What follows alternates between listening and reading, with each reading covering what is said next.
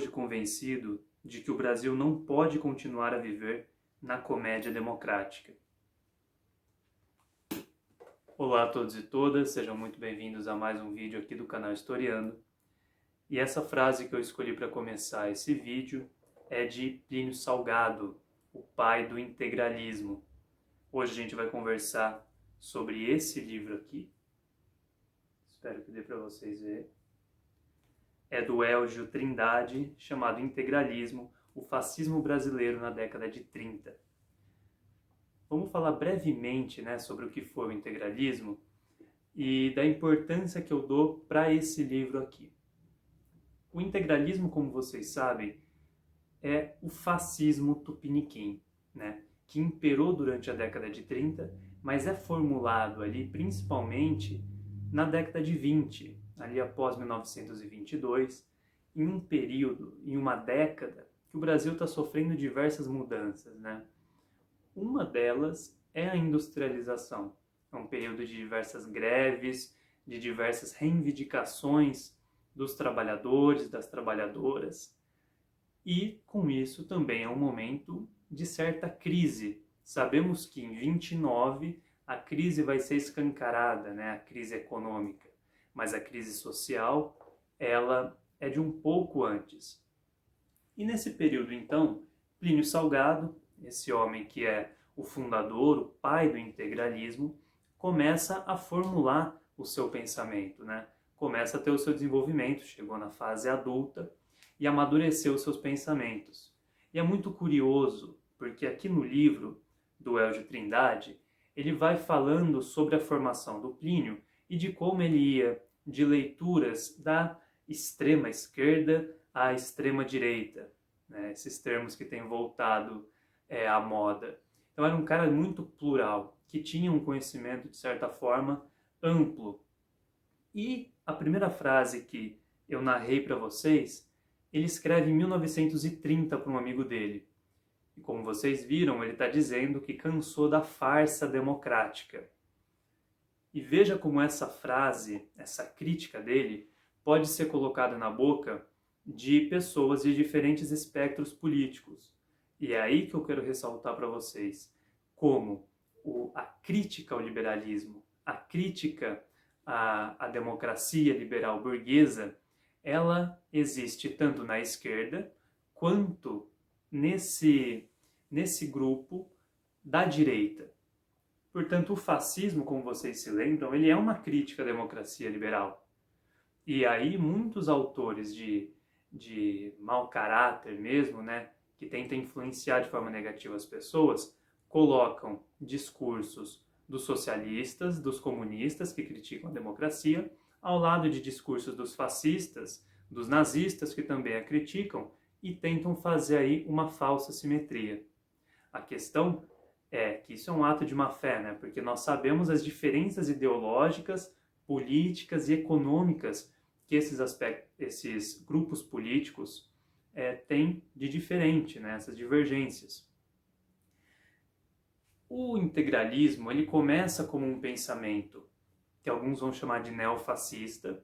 Ele viaja, o Plínio Salgado viaja para a Europa, conhece o próprio Mussolini, tem um encontro pessoal com Mussolini, e ele retorna de lá, da Itália e de outros países europeus que ele conheceu, com a mente um pouco mudada, mais próximo do fascismo.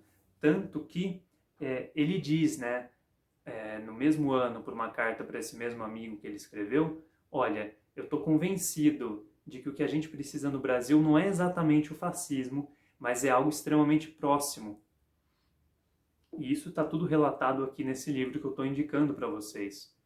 Então, quando ele retorna para o Brasil, esse movimento, que no início se pretende de intelectuais, grupos de leituras, grupos de estudos, grupos que vão escrever para os jornais, vai tomando forma até que se torna de fato um grupo político. E vai ter uma relação estreita com Getúlio Vargas, porque no início da Revolução de 30, os integralistas não vão dar total apoio para o Vargas, não acreditam que aquilo possa mudar algo, mas após a Revolução eles se aproximam de Getúlio Vargas E aí há uma relação que é ambígua, né? Uma hora Vargas limitando as ações da ação integralista brasileira, ora dando maior espaço, tanto que o Plínio Salgado vai chegar a pleitear cargos dentro do governo de Getúlio Vargas. Então Getúlio, né, naquela dualidade dele, na pluralidade de governo, vai tentar manter os integralistas próximos da maneira que dá. O fato é que depois do Estado Novo, em 1937, vai mandar fechar a ação integralista brasileira. O integralismo, então, vai ser proibido aqui no Brasil, assim como os outros partidos políticos, né? Mas o Vargas se aproveita do integralismo enquanto ele pode.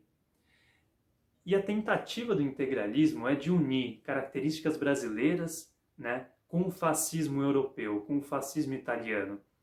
É ressaltar aqui a miscigenação, a diversidade do nosso povo, uma ideia de nostalgia aos indígenas, né? Tanto que o comprimento dos integralistas era um anauê, uma palavra que vem do Tupi-Guarani, portanto não tinha uma ideia higienista como o nazismo foi ter. Pelo contrário, aqui, muito inspirado, né, na Semana de Arte Moderna de 22, que tenta trazer algo original do Brasil, o integralismo tem essa tentativa, né, de trazer algo que é originário do Brasil, mas ligado totalmente a um sistema que é ditatorial, um sistema que é repressivo e é um sistema que não se pretende igualitário, né?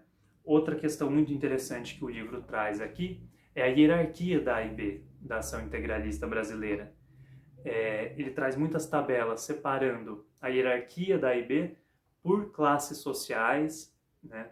Então, como eles tinham um discurso que poderia parecer democrático internamente, de que o povo teria acesso ao poder, ao governo, mas de fato a própria pirâmide dos integralistas já era hierárquica por questão de renda, principalmente. E o Elgio Trindade traz muitas informações que é muito interessante, por isso que eu estou indicando para vocês. O livro é de 1974, tá? Ele escreve enquanto é professor da Sorbonne, tanto que na orelha do livro, né, tem uma frasezinha aqui do Celso Furtado que diz: a obra mais importante, a mais importante tese defendida na Sorbonne sobre o processo político brasileiro nos 6 anos que eu sou professor desta universidade. Então é uma obra extremamente reconhecida no meio acadêmico e é pioneira também.